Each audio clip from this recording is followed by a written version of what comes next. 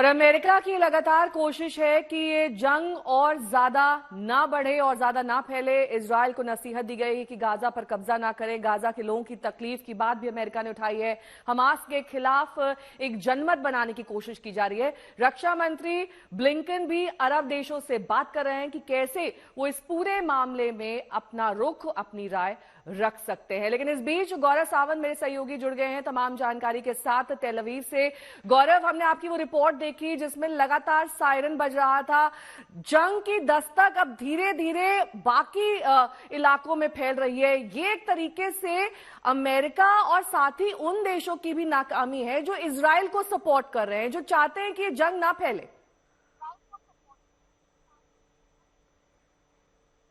इस समय अमेरिका के जो विदेश मंत्री हैं एंटनी ब्लिंकन, वो लगातार खाड़ी देशों के विदेश मंत्रियों से मुलाकात कर रहे हैं और ये देख रहे हैं कि ये आग और ज्यादा फैल ना जाए। जो इजराइल की जंग है वो हमास के आतंकवाद से है और इसमें ईरान ना शामिल हो जाए। और इसीलिए अमेरिका के दो बड़े जंगी बेड़े यूएसएस आइजनहावर और यूएसएस जेरल्ड फोर्ड, जिसमें करीब 100 से ज्यादा लड़ाकू विमान हैं, उनके एयरक्राफ्ट कैरियर, उनके क्रूजर्स हैं, उनके फ्रिगेट्स हैं, उनकी सबमरीन्स हैं, anti ship warfare, anti submarine warfare जहाज, मतलब कम से कम नहीं तो इस समय यहाँ पर 30 से 40 जंगी जहाज इस पूरे क्षेत्र में पहुंच रहे हैं। इसमें अलग अलग नेटो देशों के जहाज पहुंच रहे हैं, उसमें ब्रिटेन शामिल है, उसमें टर्की शामिल है और सभी की कोशिश ये है कि ये जंग और ज्यादा ना फैले, ईरान और लेबनान जैसे देश इसमें शामिल ना हो जाए। लेकिन हिजबुल्लाह की तरफ से ऑलरेडी उत्तर की तरफ कुछ इजरायली ठिकानों को निशाना बनाया गया है। इजरायल ने वहां पलटवार किया है।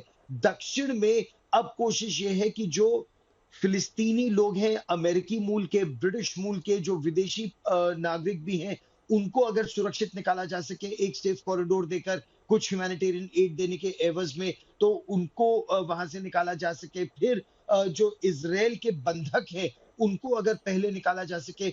इसीलिए हालांकि सेनाएं पूरी तरह से तैनात है और हर जगह एंट्री के लिए, मतलब कम से कम नहीं तो 15 से 16 जगह अलग अलग दक्षिण से गाजा पट्टी में घुसने के लिए इजराइल की सेना तैयार है। लेकिन यही आखिर में कोशिश हो रही है कि अगर हमास के लीडर्स को सर्जिकल स्ट्राइक के जरिए हटाया जा सकता है, हमास के लड़ाकों को, हमास की जो एम्यूनिशन बनाने वाली, हथियार बनाने वाली फैक्ट्रियां हैं, उनको ध्वस्त किया जा सकता है, तो और जानमाल का नुकसान बच जाएगा। वैसे भी 1.1 मिलियन लोगों को नीचे शिफ्ट करना वाडी गाजा नदी के नीचे, वो बहुत कठिन इस समय साबित हो रहा है। तो ह्यूमैनिटेरियन क्राइसिस जो इस समय बढ़ रही है इस पूरे क्षेत्र में, उसको देखते हुए संभवतः ये एक आखिरी प्रयास है, उससे पहले कि ये पूरा का पूरा इलाका धू धू कर जल उठे।